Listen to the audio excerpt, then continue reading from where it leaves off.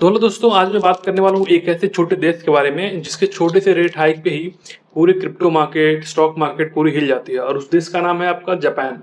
Japan हाल फिलहाल में अपना जो इंटरेस्ट रेट है, करीब 35 सालों के बाद, कितने डेकेड्स के बाद उसने अपना रेट हाइक किया हुआ है, जो कि 0.75% से बढ़ा करके उसने 1% पे कर दिया है।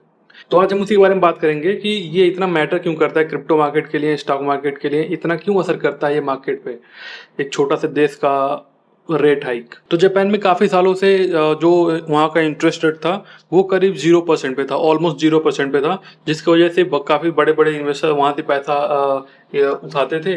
वहां से उठाने के बाद डॉलर में कन्वर्ट करते थे, डॉलर में कन्वर्ट करने के बाद वो क्रिप्टो में, स्टॉक में या फिर किसी भी अदर एसेट में वो इन्वेस्ट कर देते थे। लोग वहां से प्रॉफिट बनाते थे, प्रॉफिट बनाने के बाद उनको पैसा वापस करते थे और बाकी जो पैसा होता था वो, जो भी उनको बेनिफिट होता था, वो अपनी जेब में रख लेते थे।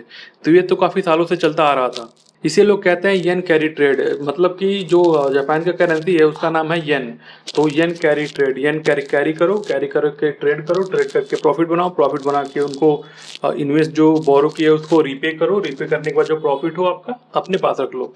यही काफी सालों से, काफी दशकों से चलता आ रहा था ऐसा। ये आप लोगों को लग रहा होगा कि ये ज्यादा बड़ा अमाउंट नहीं होगा या फिर कुछ बिलियन ही होगा, लेकिन ये हंड्रेड्स ऑफ बिलियन डॉलर की बात है, जो कि क्रिप्टो में है, स्टॉक में है और काफी यूएस इक्विटी के रूप में है। तो इसका मतलब ये कह सकते हो आप, अगर जापान ने अपना इंटरेस्ट रेट बढ़ाया तो मार्केट में थोड़ा सा शॉक तो आएगा ही आएगा, ये तो आप मान के चल लो। ऐसा भी नहीं है कि ये पहली बार होने जा रहा है, ये पहले भी हो चुका है। 2024 में भी हुआ था, जब जापान ने पहला रेट हाइक किया था अपना, तो करीब बिटकॉइन वहां से $65,000 से $50,000 पे आया था। और इसका असर यूएस स्टॉक पे भी देखा गया था। और इसका पैटर्न ऐसा नहीं है कि सिर्फ एक बार देखा गया है। मार्च 2024 में जब रेट हाइक हुआ था तो बिटकॉइन 23% के करीब में गिरा था।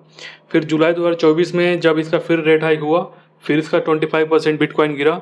फिर जनवरी 2025 में जब इसका रेट हाइक हुआ तो करीब बिटकॉइन 23% से ज्यादा गिर गया। और जून 2026 में जापान ने अपना फिर से रेट हाइक किया हुआ है, जिसको बढ़ा करके उसने 1% कर दिया है। तो बात कर लेते हैं इससे नुकसान क्या होने वाला। नुकसान तो अगर शॉर्ट टर्म में देखोगे आप तो बिटकॉइन 25%, 30%, इवन 40% भी गिर सकती है, लेकिन ठीक है। लेकिन हिस्ट्री में ऐसा देखा गया है, जब भी रेट हाइक हुआ है और बिटकॉइन ने क्रैश किया है, तो वहीं से बिटकॉइन ने अपना ऑल टाइम हाई और अपने आप को रिकवर करना शुरू किया है। जैसे ही ये सब जो पैसे होते हैं ये निकलने वाले ही होते हैं, जो भी बोरो करके इन्वेस्ट किया हुआ पैसा होता है ये निकलने वाले ही पैसे होते हैं। ऐसा नहीं कि कोई लॉन्ग टर्म के लिए इसमें इन्वेस्ट करके छोड़ दिया, ये निकलने वाले पैसे होते हैं। तो जितना जल्दी हो सके वो निकल जाए वो ज़्यादा सही होता है।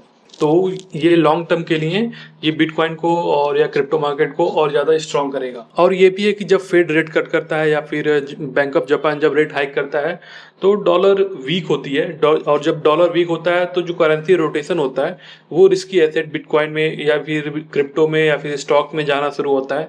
तो जो कि बिटकॉइन या फिर स्टॉक्स के लिए या फिर मार्केट के लिए बहुत ही ज्यादा बुलिश न्यूज होता है ये इन ए लॉन्ग टर्म। तो इसका समरी ये है, जब भी जापान रेट हाइक करता है तो इसकी वजह से क्या होता है कि जितने भी सारे इन्वेस्टर्स होते हैं वो अपना जो भी पोजीशन होता है उसको क्लोज करते हैं। वो क्लोज करने की वजह से मार्केट में शॉक आता है और क्लोज करने के बाद उसे वो रिपे करते हैं।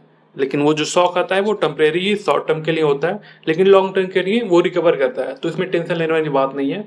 अगर आप किसी टोकन को होल्ड कर रहे हो, बिटकॉइन को होल्ड कर रहे हो, तो उसको स्ट्रांगली होल्ड करो आप, क्योंकि ये एक तरीके से बुलिश न्यूज ही है। तो यही था आज का वीडियो। अगर आपको वीडियो पसंद आया होगा तो वीडियो को लाइक कर देना, चैनल को सब्सक्राइब कर देना।